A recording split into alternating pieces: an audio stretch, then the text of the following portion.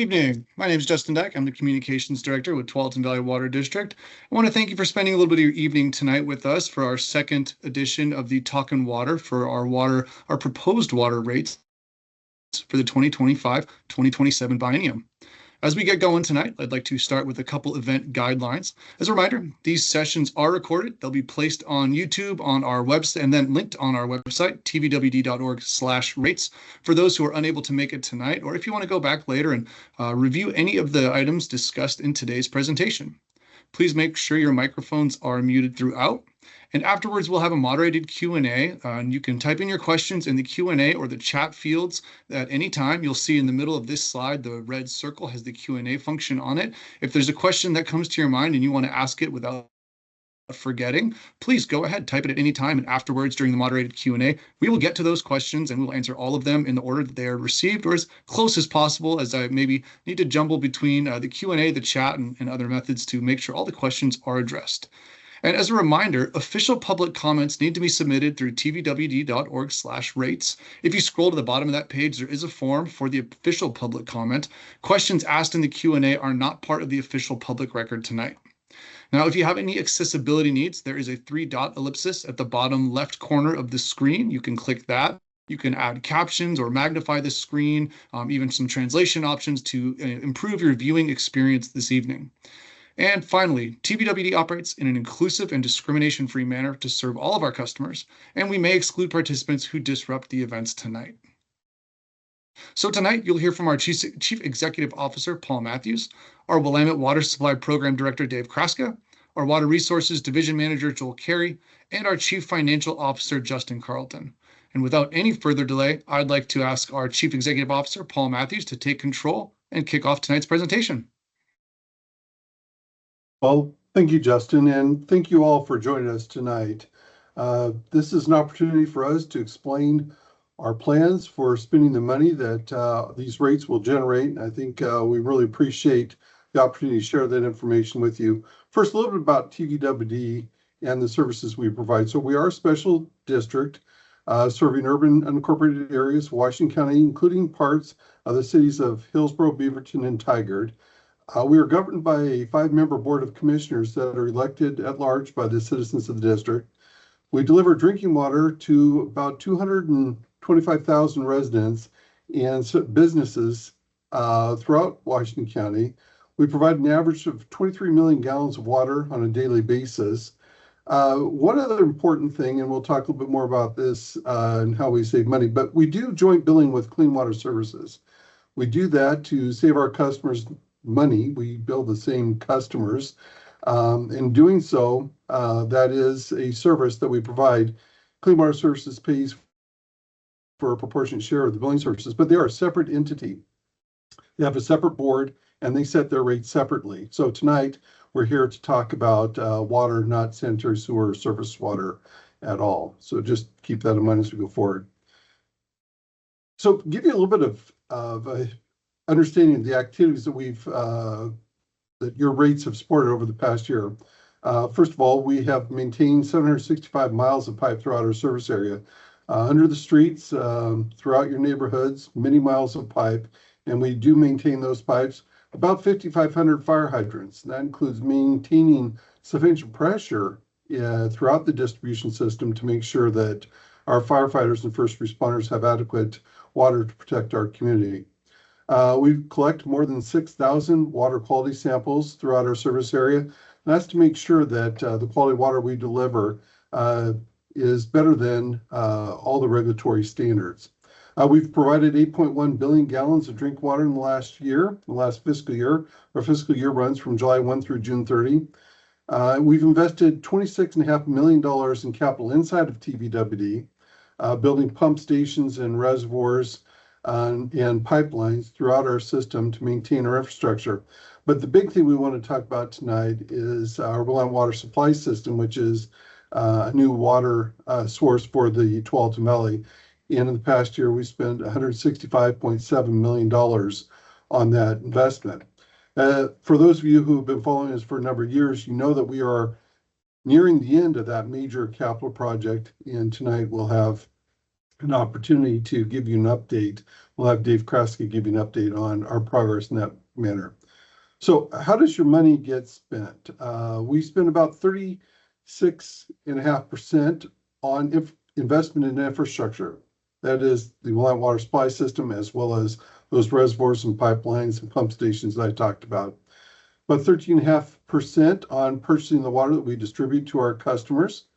42.3% on operation and maintenance. That's everything from meeting readers, reading water meters, as well as repairing pipes, making sure the hydrants work, all those important functions. And the last item is 7.7% on debt repayment. As we move forward and complete the Willamette water supply system, we anticipate that the debt service portion or the debt repayment will increase, and the investment in infrastructure will reduce as an overall percentage. But the district is focused on three major initiatives in this biennium. The first is to meet our mission of providing quality water and service to our community. It's obviously the most important thing that we do here. Secondly is completing the Willamette water supply system. And again, we'll have more conversation about that here in a bit. And then continuous improvement of our customer information and billing system. Those are the three major initiatives that as an organization we are focused on in the coming biennium. With that, I'm going to turn it over to Dave Kraska, who is our Water Supply Program Director, and he can give you an update on our Willamette water supply investment. Dave, take her away, please.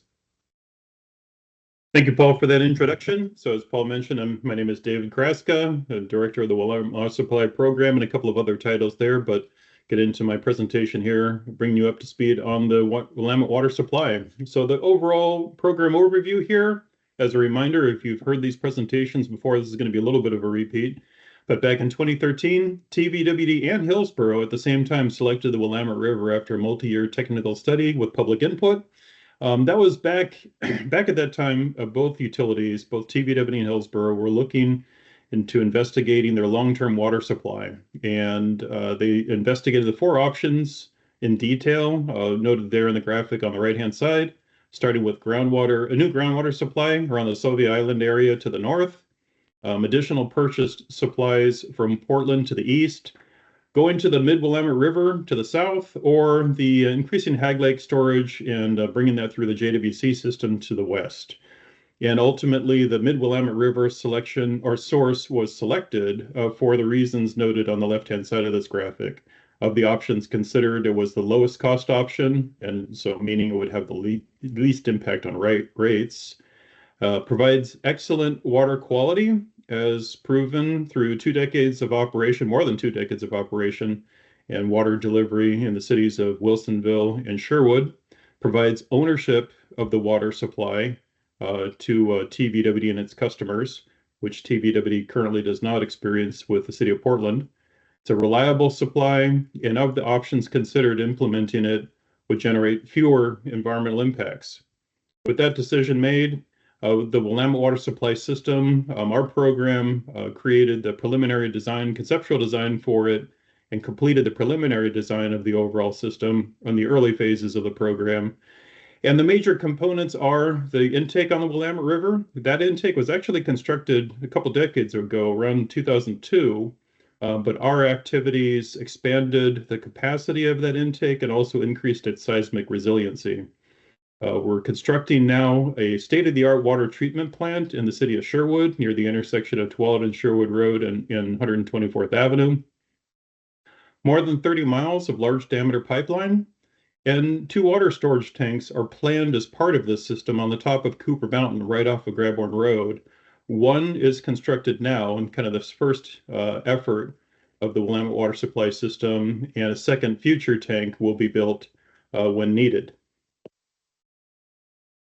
So where are we in terms of completing all of this infrastructure? That's shown on this graphic here. Across the top there, it goes from 0% on the left-hand side to 100% complete in construction of these of each of these facilities. And on the left-hand side of this graphic, you can see that we have all the the whole program, the whole system broken down into several projects. We have a raw water facility, raw water pipeline, water treatment plant, finished water pipelines, and reservoir. And so each of these projects was bid out as a separate project, designed and constructed. And you can see that most of them are now complete. There are just two projects that we're finishing up right now, our PLM 1.3 project, that's our pipeline in the city of Wilsonville, and our water treatment plant in the city of Sherwood.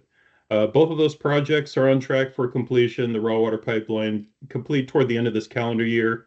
The treatment plant toward the completion toward the middle of next year, middle of 2026, which will probably put us a couple of months late in terms of our overall intended completion. We had intended to finish by June 30, 2026, but it looks like with some delays that we're having on that one project, it's going to be a little bit later than that. We'll likely be wrapping up all of our activities in the fall of next year. Regarding our overall spend, proud to say that the large majority of it has been kept local. And when we talk about local spend, we mean everything. We've defined that as everything within 50 miles of our program activities. And so you can see from this graphic here that 78% of the construction spend, or $780 million, has been kept local. Local businesses, professional services, material suppliers, contractors. It's a lot of work that's kept, a lot of work, a lot of spend that's been kept local, kept a lot of people busy. When we talk about regional, it's everything outside of that local area, yeah, but still within Oregon and Washington. In there, you can see from this graphic, 97 businesses and about $50 million of spend. And then finally, everything outside of that area for some of the facilities that we have at our water treatment plant, for example, we have to get out of our state. 17% of the total spend there, or about 170 million. So overall, a good proportion of our spend was kept local. Some construction highlights, as Paul mentioned, we are wrapping up our construction activities. Our last pipeline project here is our water pipeline through the city of Wilsonville. Here's our activity on Ritter Road. Right now, we have that road closed as we're installing our pipeline through that element of or portion of the city, at the very north end of the city. And here you can see it's kind of small on my screen anyways, an excavator, the trenching operations, boulders being pulled out. A closer up photo of that is here's one of our excavators, one of the contractor's excavators lifting one of our pipeline segments. We've installed about 150,000 feet of this pipe across the county. Each one of these pipeline segments typically are about 50 feet long, 66 inches in diameter. That's the majority of our pipeline that we've installed. Some of our pipeline is 48-inch in diameter. But anyways, it's a lot of heavy work that's been going on. As well, our water treatment plant is, as you noted in an earlier graphic, about 70% complete. So most of the major construction facilities, meaning the concrete work, civil work, is complete. A lot of the work that's remaining is our mechanical work on inside of each of these facilities, electrical work, instrumentation work, and then ultimately we'll be going through a startup and a commissioning phase for the new water treatment plant. That brings me to the end of my part of the presentation. I'll pass the presentation on to Joel Carey. Joel. Thanks, Dave. Hi, everybody. My name is Joel Carey, as the slide explains there. I'm the district's water resources manager. I, along with a team of amazing, dedicated professionals at TVWD, get to do all these fun things you can see on the slide here. Regulatory compliance, sampling, making sure your water is safe to drink, and as we're going to talk about here in a minute, diving into the details now that, as Dave's presentation points out, we're getting closer to the end of the construction phase. Now we'll be moving into what does this mean for the district customers. That's what we like to talk about in terms of water supply integration. So we will go through a few slides here and talk a little bit about what that means. So water supply integration, what's this process and what does it mean for you as our customers? So a few things just to highlight here that we talk about for our project team and working with our communications folks, Justin Dyke, who's on our call tonight.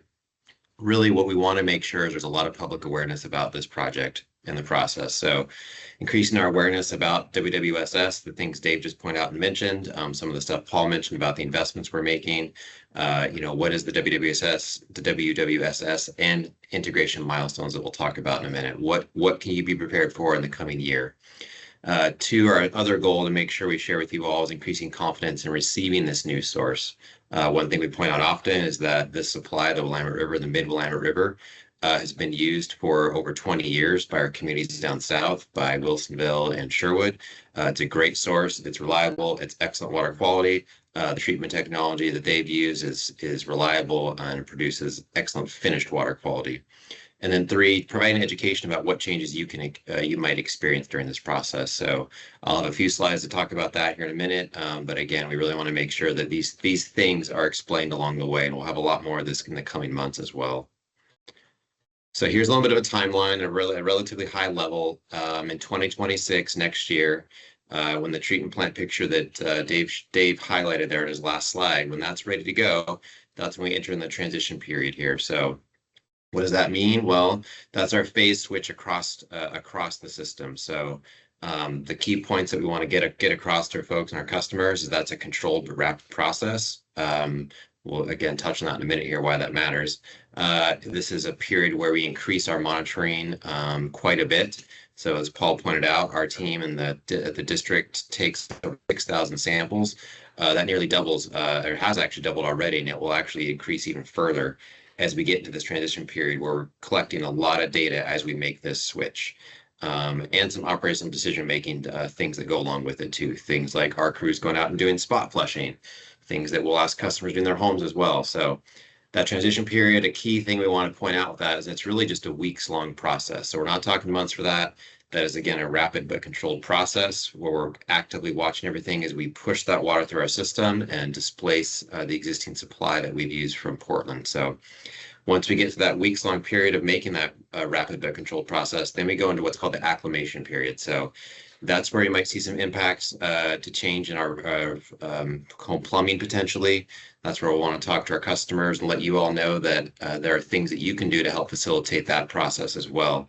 The main point that's happening within TBWD in this switch is that we're switching a type of disinfectant, residual chlorine disinfection. So both effective things that we're both effective in terms of what we've been using and what we will be using. And then when we get to that period, that could be a few months. Again, high frequency monitoring. We're still watching things, making some operational decisions as needed. If we need to go out and turn water over, move the water around the system, really just keeping a close eye on things with our operations teams at the district. Then we move into what's called the stabilization period. So that really is the longer term period where we look at the new normal, if you will. So new baseline data, our team that collects a high frequency amount of data, our operations teams that have already kind of learned how things might need to be adjusted during that acclimation and early stabilization period. So really it's kind of establishing the new normal. So again, we're moving to a different type of disinfectant.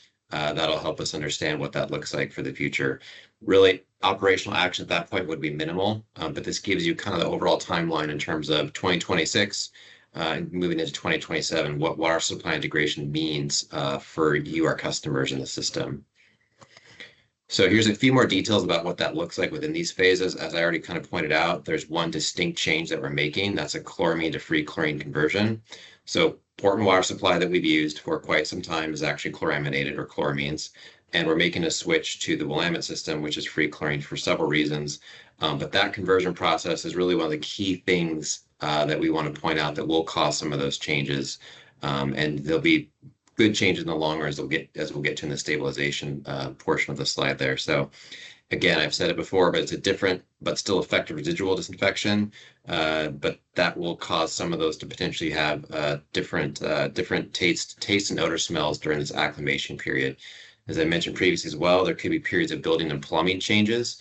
There's a lot of information that we're going to be putting out in the Water Supply Integration Communications Project, those 3 main goals that I went back to in the beginning, making sure that our customers have all this information in front of them, what you can do during this period, what TBWD is doing during this period is all stuff that will be available online and the resources to help guide you through what you can do to help that transition acclimation process go faster and smoother for your home as well.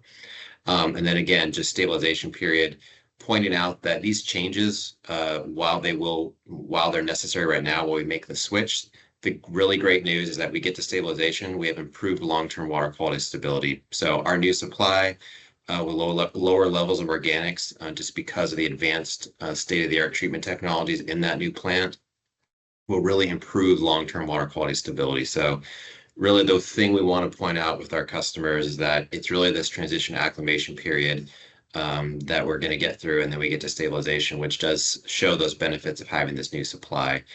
And again, during this whole entire process, the available resources online, how to report information or things we'll be sharing in more detail. So to that point, what's next with this water supply integration? So in early 2026, we're going to be hosting a more in-depth Talking Water forum about this. So we'll actually go through some of the phases themselves. We'll actually look at TVWD system and show you what our current preliminary plan is for how we do this, how that sequentially moves in our system, so you can kind of see where you're at in our system and how those things will be happening during that period.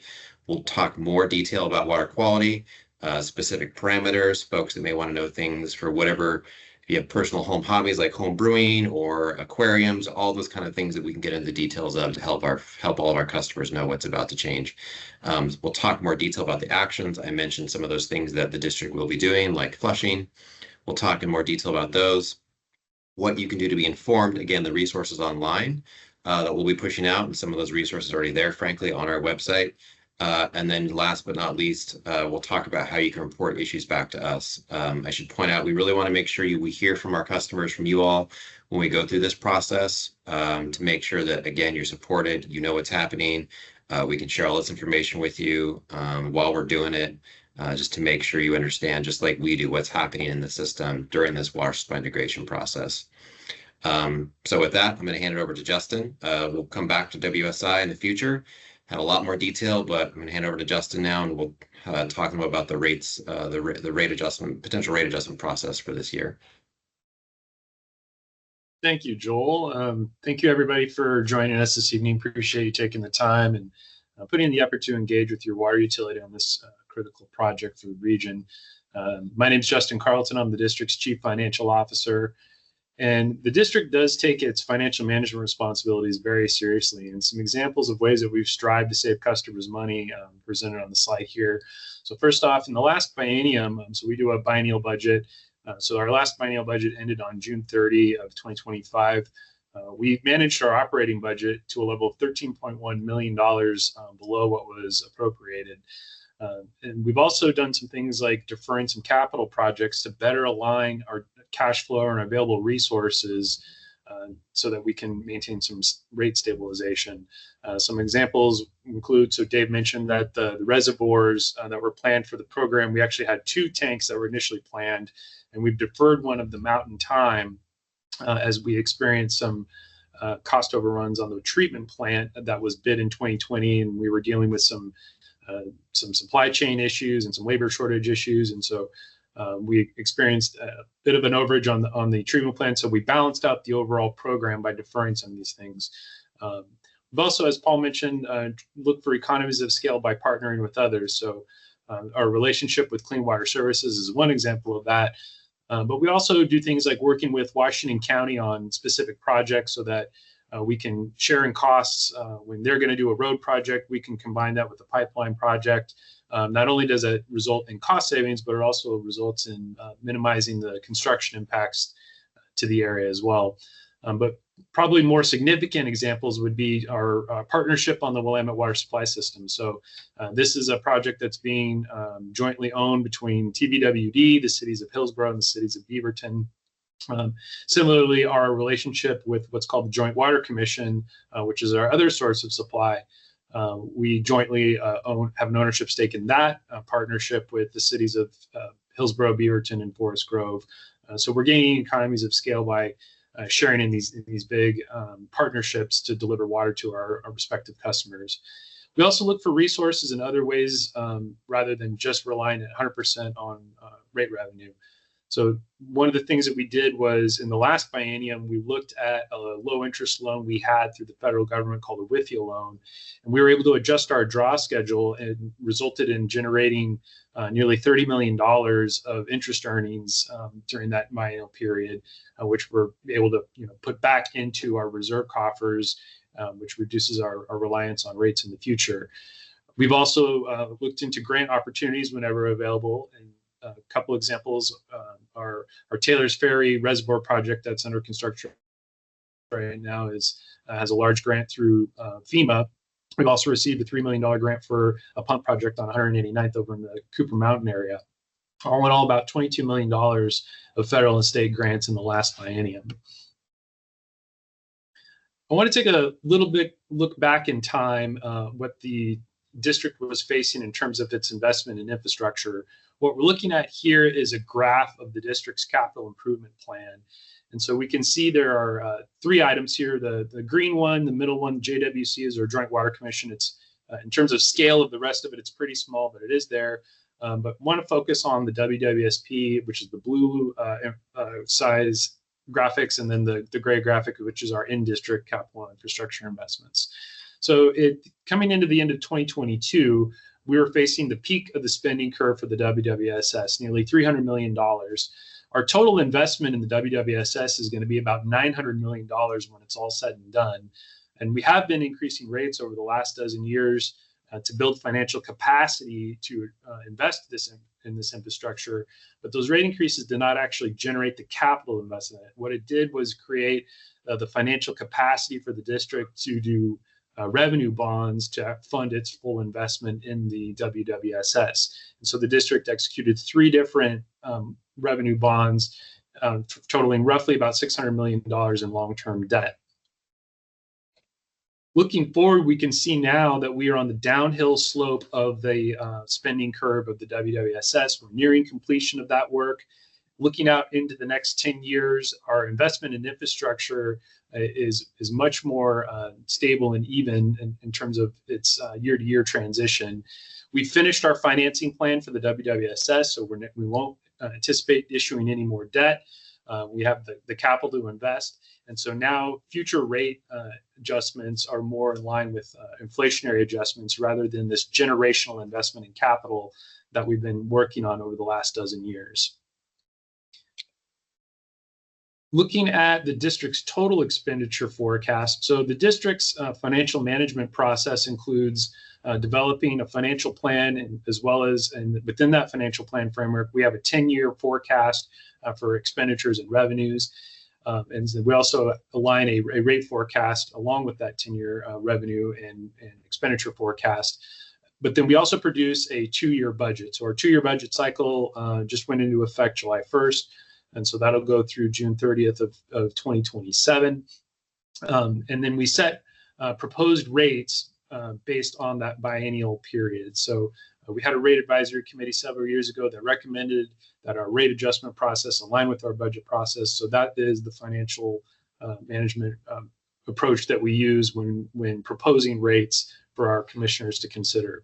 So looking at the 26-27 biennium, I want to point out a couple things here so that we can see our operations and maintenance costs are actually anticipated to go down. What's occurring there is we have some interim operating costs associated with the Willamette prior to actually purchasing water from that system. Those will transition into a purchased water cost in 2027 once we no longer purchase water wholesale from the city of Portland, and we begin to get all our water from our 2 sources, either through the Willamette or through the Joint Water Commission. We see the decrease in capital outlay, and it becomes more even in the long term. So we'll complete our investment in the Willamette, and then we begin to focus primarily on in-district CIP. We do have some other Willamette projects out in time in 2033, 2034. Now also we have some reserve capacity being built in the short run that we can then draw down on in future years, which helps us maintain stable rate forecast over this 10-year horizon.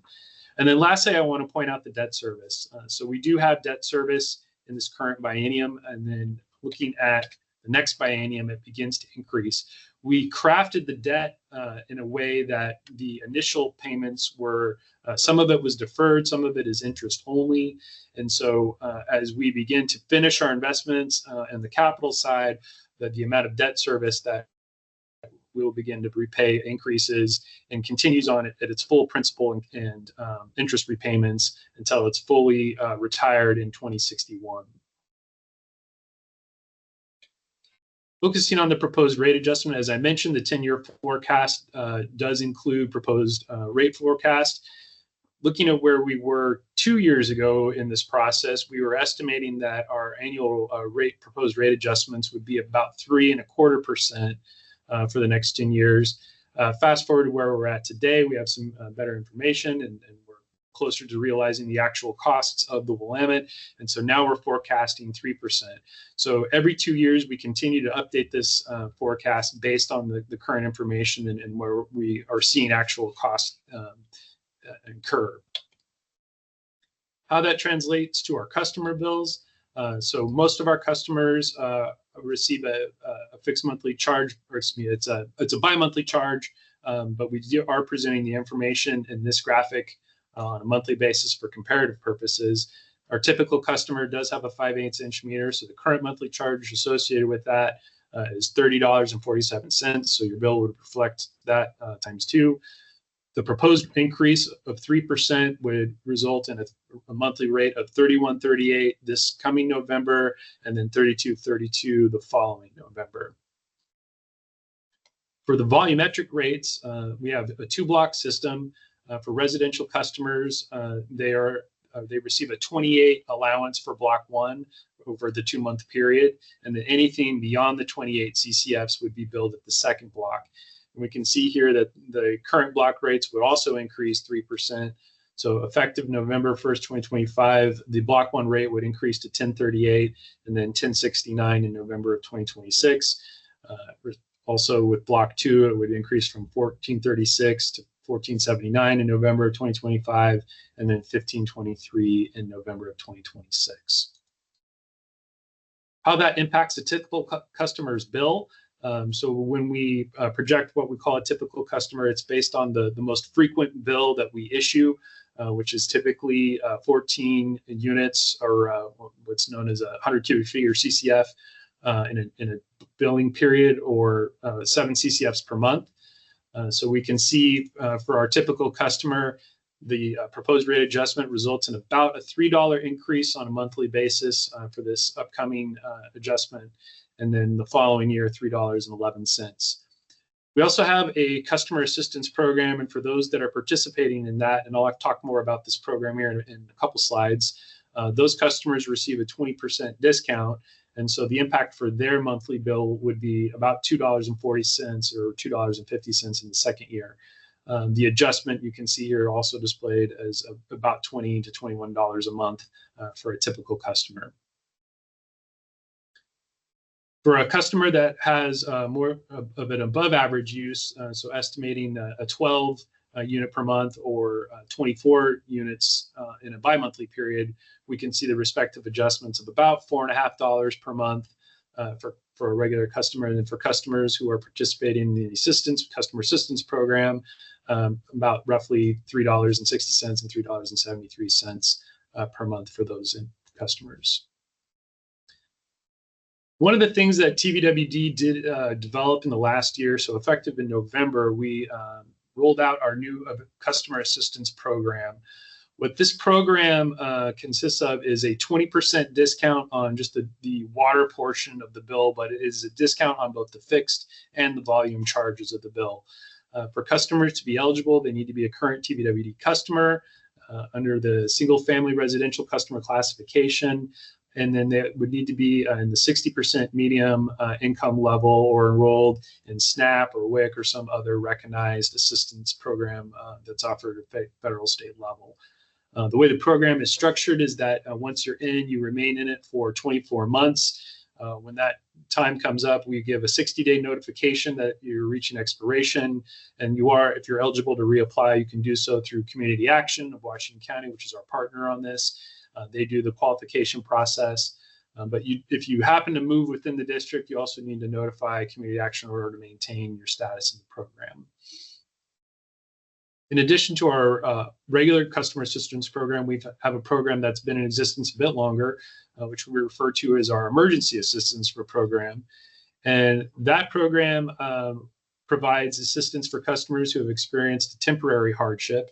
And so what that entails is a one-time credit equal to 28 CCFs of water usage, which equates to $354 in our current, in the proposed rates effective 2025.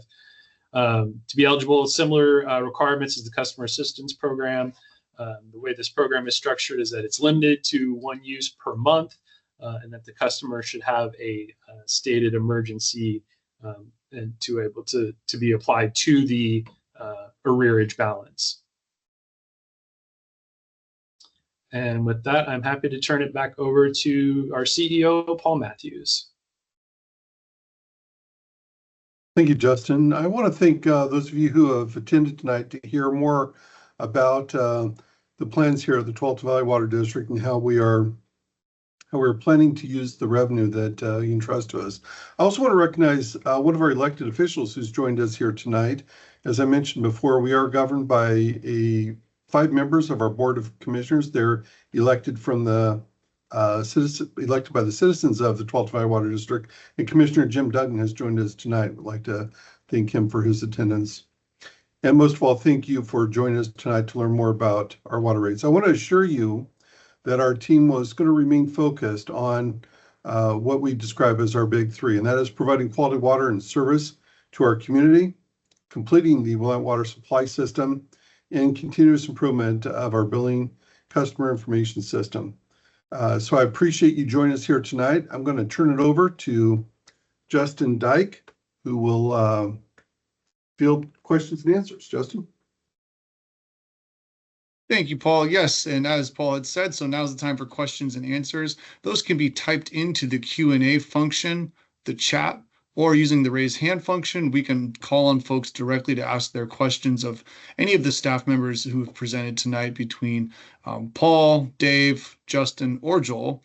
There are 2 Justins on the call. You might have to specify which one, but I'm going to, for the sake of tonight, assume it's Mr. Carlton and questions about rates, the proposed water rates. As of right now, though, I am not seeing any questions. Michael, you've raised your hand. Please go ahead and ask your question.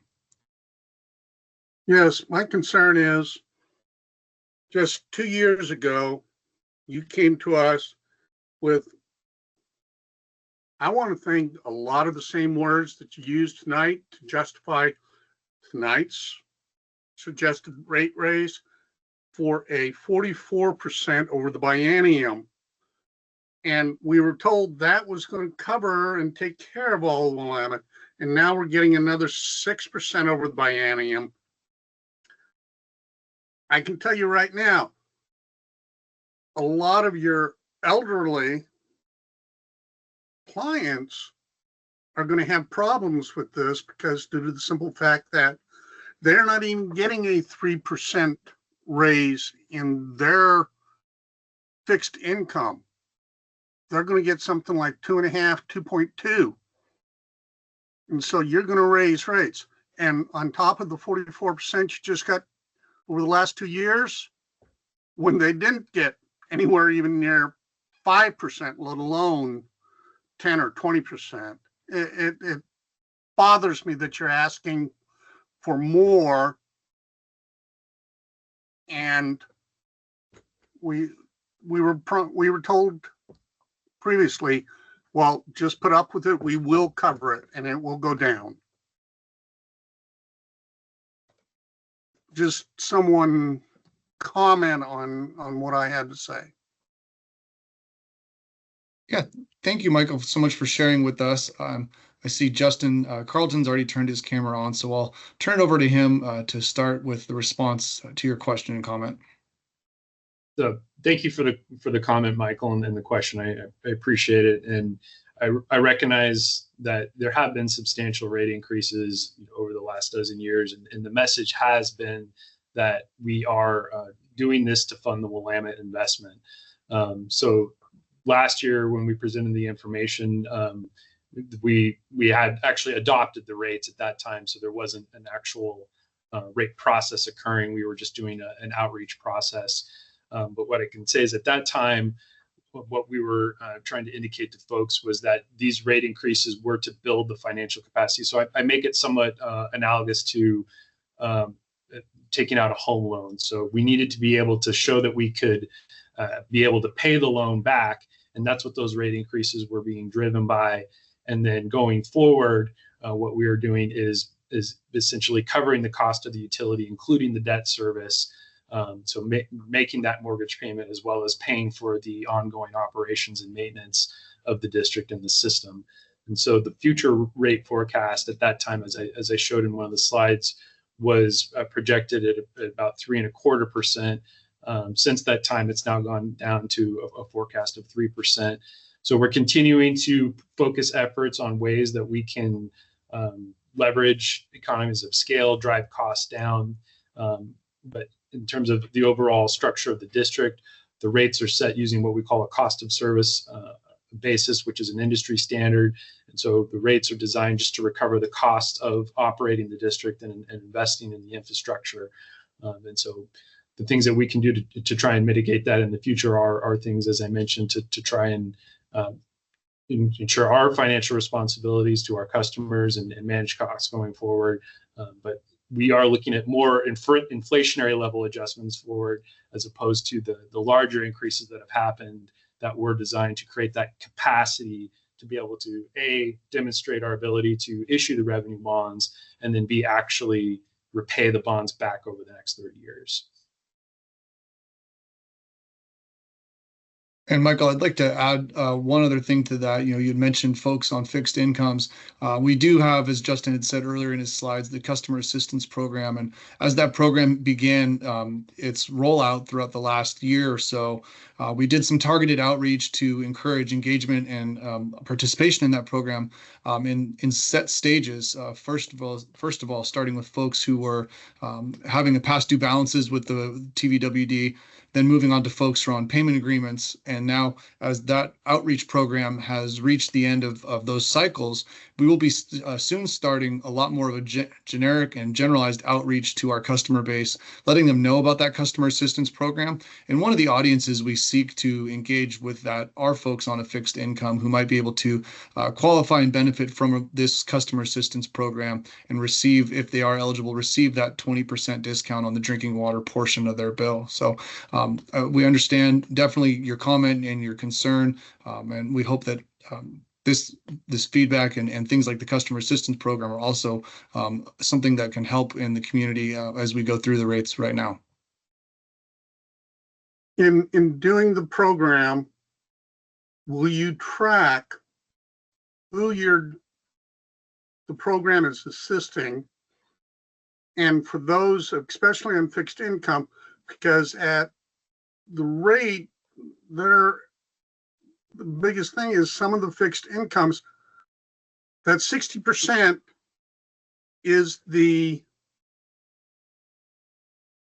just below what fixed incomes make for Social Security and pensions. So therefore, 60% don't cut it. They get a 2% increase in their Social Security, and you say, well, give me 3% for water. Natural gases will give me 8% for gas. Electricity says give me 7% for them. Gas goes up 6 cents. And we get taxes and fees that are going up 5-6%. At some point, they don't have the money, but they don't have the low enough income to make that 60%. So at least track it to see if you are actually benefiting people, or we just have a very low count. I really appreciate that feedback, Michael. That's a great point. And we will be absolutely reviewing and evaluating the effectiveness of the program and which members of the community are able to participate and take advantage of it versus those who may be asking and inquiring about it but are unable. So I do appreciate that feedback as we expand the outreach for the program. Absolutely. And Justin, if I might just add, I too appreciate your comment. I think it's, but I want to let you know that we do track very carefully the participation in the program, and we're developing metrics to make sure that we're reaching out to those individuals that might qualify, and we'll redouble our efforts in doing that. But rest assured that we do track participation. We work with our partners in community action to make sure that their customers or their clients that are eligible are enrolled in the program, and we'll continue to work on that. Appreciate your comment. Thanks. Thank you for your response. So I'm looking over the Q&A in the chat, and there are at this point in time not any further questions for the group.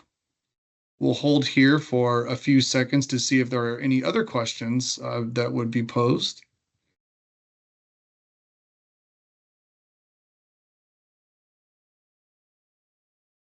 And not hearing any, I'll go ahead and say this is the last call for questions for this evening.